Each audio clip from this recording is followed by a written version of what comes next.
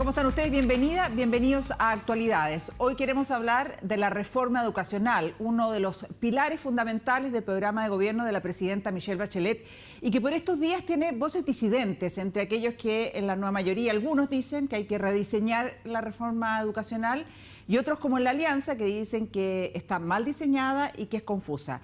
Queremos hablar de esta materia junto a una de las integrantes de la Comisión de Educación de la Cámara, la diputada Camila Vallejos. Muchísimas gracias por acompañarnos y bienvenida. Muchísimas gracias a ustedes por la invitación. Bueno, lo reciente son las declaraciones del ministro Izaguirre, confusas, por decirlo menos, donde tuvo que salir a aclarar sus dichos. Básicamente que sostenía que la gratuidad universal era solo hasta los primeros 4 años de la carrera universitaria y el quinto iba por cuenta propia del estudiante. Usted ayer dijo que el ministro había reconocido su error. Pero ¿qué es lo que hay en el fondo de esto, diputada Vallejo? ¿Es que no alcanzan los montos para cubrir esta gratuidad universal? ¿Es que hay un cambio de eje? Bueno, quizás eso habría que preguntárselo a él. En principio todos leímos y todos entendimos de que él lo que trataba de decir es que la gratuidad solamente cubría los 4 primeros años de la carrera y los siguientes los tenía que pagar el estudiante después con cargo a su renta futura, lo cual evidentemente es una idea no compartida ni por el movimiento estudiantil ni por varios diputados y parlamentarios miembros de la nueva mayoría, que creemos que el programa es bastante claro y explícito y dice que la gratuidad tiene que ser universal, que tiene que ser efectiva y sin limitaciones de ese tipo, porque hemos entendido que la educación tiene que ser considerada como un derecho, por lo tanto tiene que ser gratuita, más allá de un análisis económico. O sea, no puede ser que yo con cargo a mi renta futura tenga que invertir individualmente en la educación. Entonces, eso en primer lugar. Él después aclaró y dijo que no esa era la idea, que más bien trataba de señalar o abrir el debate en torno a la necesidad de acortar las carreras, que en Chile son muy largas, según él. Y que por lo tanto quizá no era correcto ligar ese debate del acortamiento de carrera al debate de la gratuidad, puso la carreta ante los bueyes. Ahora, claramente lo que puede haber detrás, y eso habría que preguntar sobre, puede ser lo que tú dices, ¿cierto?, de tema recursos. Yo no sé si eso sea así. A mí me da la impresión de que el monto que se tiene contemplado de la reforma tributaria para la educación alcanza a cubrir la reforma en materia de educación inicial, educación escolar y educación superior. Ahora, puede ser también que lo que esté de fondo es el cómo nosotros pensamos la estructura de la educación superior, la cantidad de años de la carrera, cómo dialogan las carreras entre sí, cómo hacemos efectiva la implementación de la gratuidad, porque una cosa es decirlo, ¿cierto? En principio está bien, es correcto, pero lo otro es cómo hacemos, por ejemplo, que no se produzca de que los estudiantes terminan 15, 20 años estudiando una o varias carreras y no hay un límite, por ejemplo, cosa de hacer también o poner un principio de responsabilidad fiscal en la garantización de la gratuidad en la educación superior. Claro, porque uno ve el ejemplo que tenemos al otro lado de la cordillera. En Argentina hay números recientes que indican que solo el 27% de los estudiantes termina titulándose, contra un 59% que tenemos en Chile, pero además se demoran muchísimos años. O van cambiando de una carrera a otra, si no tiene costo para ellos en las universidades estatales. Tal vez hay un temor que tiene que ver con eso, o usted no lo comparte. Sí, yo lo comparto, o sea, entiendo que existe ese temor porque efectivamente, si bien uno también comparte la idea de que la educación es una educación continua, de que incluso los adultos mayores podrían en algún momento decidir volver a estudiar una carrera universitaria, y me parece que algo bonito, necesario para la realización también de toda persona humana. Eso pasa, por ejemplo, en Uruguay. En Uruguay yo conocí adultos mayores y una señora de más de 80 años que postuló una carrera e ingresó y volvió a estudiar y volvió a reencantarse con eso y hace oficio relacionados con lo que estudió. Pero también está la idea de que, claro, cómo evitamos y ponemos ciertos límites, ¿cierto?, para que no se produzca que los estudiantes nunca se titulan, nunca egresan y nunca entran al mercado laboral. Yo creo que habría que estudiar formas de poner ciertas limitaciones, pero también pudiendo instalar la idea de la responsabilidad social que uno debe asumir cuando el Estado te financia tu estudio. O sea, yo estudio, hay una inversión social que están haciendo en mí, la sociedad en general, porque está pagando a través de sus impuestos, porque mi educación sea gratuita, por educarme, y por lo tanto yo tengo que retribuir después. No puedo estar eternamente estudiando, tengo que retribuir a la sociedad lo que invirtió en mí. y por lo tanto creo que está también esta idea que hay que discutir, que hay que debatir en estas mesas temáticas en el marco de la reforma de educación superior, de cómo yo, por ejemplo, me comprometo a trabajar en el mundo público, ¿cierto? Después, mientras estoy estudiando, por ejemplo, o un magíster, o después de egresar puedo trabajar 3 o 4 años en el servicio público, por ejemplo, en el área de la salud, que tantos profesionales se necesitan, o en otras áreas. Que es como lo que pasa con las becas Chiles, ¿no? Cuando la gente se va a hacer posgrado afuera, tiene la obligación de restituirle al Estado trabajando en el servicio público un par de años, no sé. Yo creo que eso es una política interesante a analizar y que tiene que ser más transversal, tiene que ser más universal. Ahora, ustedes insisten que la gratuidad tiene que ser universal. Lo pregunto porque estos mismos estudios, por ejemplo, que se han hecho en Argentina por una fundación que se llama Acción Educar, que ha comparado los dos países, dice que es altamente regresivo, puesto que los sectores más altos se benefician, hay un número, 2,5 veces más que los sectores más vulnerables, porque son los que efectivamente terminan la carrera y finalmente son los que lo hacen en menos tiempo, y entonces ahí es algo regresivo, en el fondo es un impuesto regresivo o una ayuda regresiva, por así decirlo. ¿Ustedes siguen creyendo? No, no, absoluto. Lo que pasa es que hoy día, en general, los estudiantes con más altos ingresos familiares se titulan más rápido porque justamente no tienen los problemas económicos asociados a mantenerse en la carrera. Ya, pero este ejemplo es de Argentina. El que se demora en... Sí, pero es que Argentina tiene otro tipo de problemas, ya hay otro sistema, entonces no es muy comparable con lo que pasa en Chile. Pero en Chile pasa también de que los que se titulan más rápido en general son los cabros que no tienen que trabajar, ¿cierto? Mientras estudian, los que no pueden pagarse los estudios tienen que trabajar, se demoran más, por lo general además tienen mayor tasas de maternidad o paternidad, ¿cierto? Durante el periodo del tránsito de la educación superior. Entonces, con el tema de la gratuidad eso debería resolverse, pero además, esto si es que, claro, no tuviera la concepción inicial de que a través de un sistema tributario progresivo se financia esta reforma educacional, claramente sería regresivo. Porque si mantenemos el sistema tributario de recaudación de impuestos que actualmente hay en Chile, la verdad es que como es tan regresivo, porque son los más pobres los que más pagan impuestos, lo que utilizamos para financiar la educación superior, para que sea gratuita, vendría de los bolsillos de los más vulnerables.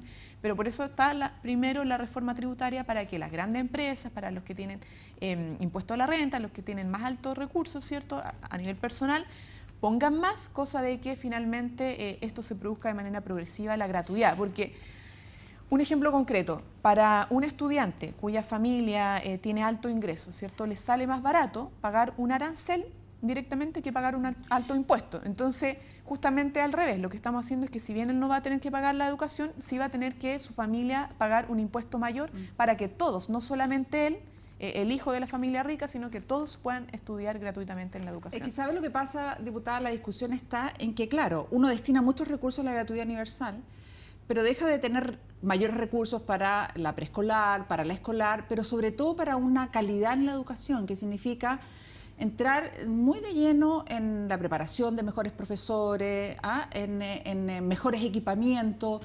Y son recursos escasos, entonces la discusión está ahí. El propio rector Solesi, que marchó con ustedes el 2011, que pidió más plata y que estuvo muy de la mano del movimiento estudiantil, dice, ¿y la gratuidad dónde queda con todo lo que se ha planteado hasta ahora? No veo cómo la calidad, no veo cómo se va a cumplir en la promesa de la calidad. ¿Usted ve que igual se va a cumplir esa promesa? Hay varios debates. Primero, señalar que esta reforma es sistémica, es compleja y no está restringida a la educación superior. O sea, ya hemos visto que se han presentado proyectos para la educación inicial, educación parvularia, hay proyectos ya presentados en materia de educación escolar, faltan muchos más y falta la reforma en la educación superior. Por lo tanto, los recursos que se están contemplando para la reforma abarcan todos los niveles y no solamente el sistema público, sino que también el sistema particular que recibe subvenciones del Estado. Para todo eso hay contemplados recursos, pero además señalar de que la calidad es un debate también que hoy día se utiliza mucho como consigna y no han habido capacidades reales de profundizar en qué entendemos por calidad.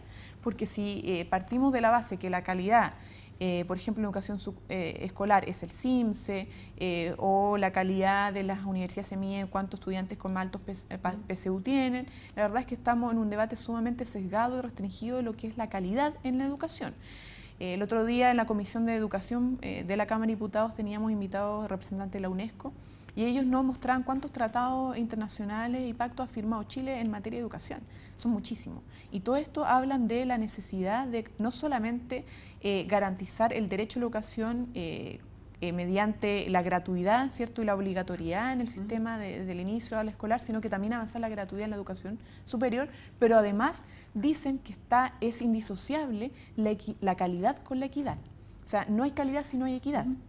Por lo tanto, avanzar, por ejemplo, en materia escolar, en lo que es terminar con el copago, terminar con la selección, permite tener escuelas más inclusivas, más equitativas, ¿ya? Que no haya simplemente buena educación para uno y mala educación para otro. O sea, es indisociable. Por lo tanto, esto sí tiene que ver con calidad. Además, tiene que ver con calidad, por ejemplo, el terminar con el lucro. O sea, tú sabes que la mayoría de los expositores en la Cámara de Diputados han venido a plantear de que en la educación faltan más recursos. O sea, esto no es simplemente con modificar una malla curricular, sino que tiene que ver con cómo nosotros inyectamos más recursos, porque las necesidades de la educación van creciendo continuamente. Y por lo tanto, el mantener lucro es injustificable, porque si necesitamos más recursos, ¿por qué permitimos que se destinen 500 millones de dólares al año en retiro de utilidades y esos 500 millones de dólares no están reinvirtiéndose en los proyectos educativos?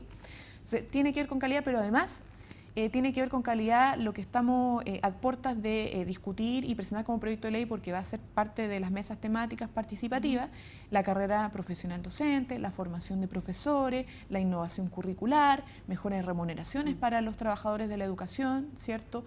Horas lectivas, no lectivas, cantidad de niños por sala de clases, que es muy importante. Yo he conversado con educadoras de párvulo y profesores del área escolar, y todos coinciden de que no se puede generar un buen proceso de enseñanza-aprendizaje con 45 niños en la sala de clase.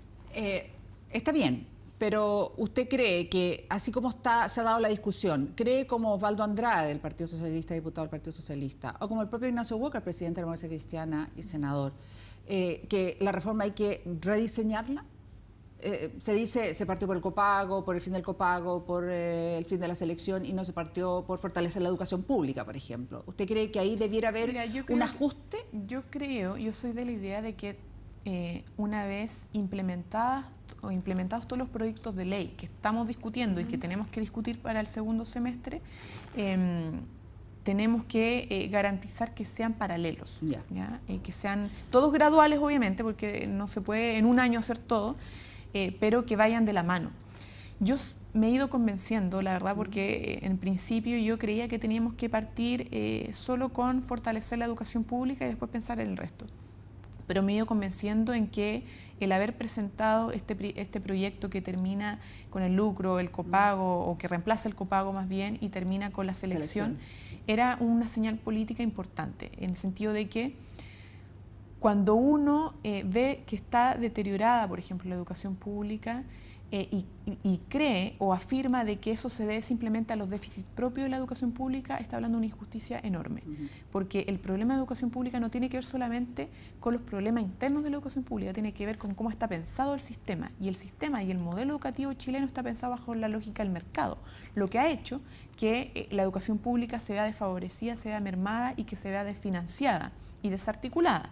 ¿Por qué? Porque tiene que competir con particulares subvencionados que tienen reglas del juego de mercado que los favorecen. Y esas reglas del juego de mercado que los favorecen son el poder seleccionar, descremar, ¿cierto? Y dejar todo lo que no seleccionan en lo público, por ejemplo, porque pueden lucrar y porque pueden cobrar un copago obligatorio a la familia. Y eso le permite una dinámica distinta de funcionamiento y una inyección de recursos financieros. Entonces, yo creo, para terminar, es que era importante decir que para empezar a construir un nuevo modelo educativo tenemos que eliminar los vicios del antiguo modelo educativo, que son esta lógica de mercado, o sea, para sentar las bases, los cimientos. Y esas están radicadas principalmente, no exclusivamente, porque hay otras más, en lo que es el financiamiento compartido, lo que es el lucro y el copago. Ahora, lo último, sí creo es de que cuando discutamos el fortalecimiento de la educación pública, estos proyectos de ley tienen que ir de la mano. O sea, empezamos a reemplazar el copago, avanzar la gratuidad de la educación particular subvencionada, no como negocio, ¿cierto? Pero además vamos fortaleciendo la educación pública a través de la desmunicipalización y un esquema de financiamiento que la permita resurgir. Usted le diría, y para terminar muy brevemente, al movimiento estudiantil, que no se van a poder, que las expectativas que ellos tienen están lejos de lo que se hará, que los sueños y reflexiones del movimiento estudiantil son importantes, pero no son la última palabra, como dijo el ministro Izaguirre. Hay una cuestión que yo creo, y nosotros somos de la convicción, todos los diputados al menos de la bancada del Partido Comunista y la Izquierda Ciudadana, de que somos de la idea de que los sueños de las calles sean también programa de gobierno, y un poco hemos trabajado desde hace años ya para que eso sea así. O sea, si tú ves el programa, los 3 pilares fundamentales son cuestiones que un poco han sido producto de las manifestaciones sociales. O sea, que estamos hablando de reforma educacional, se ve porque hubo movilizaciones, si no, no hubiésemos tenido una reforma educacional de estas características, no estaríamos discutiendo esto. Reforma tributaria también, producto de que se instaló la idea de cómo financiamos, garantizamos la gratuidad mediante una reforma tributaria, y la nueva Constitución porque es una demanda transversal de todos los movimientos que se han expresado en las calles. Ahora, claro, la última palabra es difícil que la pueda tener la deliberación del movimiento estudiantil, porque eso tiene que ser discutido en el Congreso, esa es nuestra institucionalidad. Hoy día no hay proyectos o iniciativas de ley que sean vinculantes, y por eso también hay que hacer una nueva Constitución para que exista, por ejemplo, iniciativas populares de ley, plebiscitos vinculantes, entre otras materias. Pero sí, lo que nosotros queremos que se garantice, y somos de la idea de colaborar y contribuir para que eso se dé, es que la participación del estudiante y del movimiento social por la educación en general, que involucra a profesores y trabajadores, sean incidentes en esta discusión, y que nosotros además podamos contribuir a que la legislación, cuando ya se han ingresado los proyectos de ley previamente discutidos por ellos, puedan ellos también participar en más allá de las indicaciones, ¿cierto?, en cómo esto se traduce en un articulado específico. Porque una cosa es discutir lo general en las mesas temáticas, los fundamentos de los proyectos de ley, y otra cosa es la reacción misma, y ahí se juegan muchas cosas también. Diputada Vallejo, muchas gracias por estar con nosotros. Gracias a ustedes. Nosotros hacemos una pausa.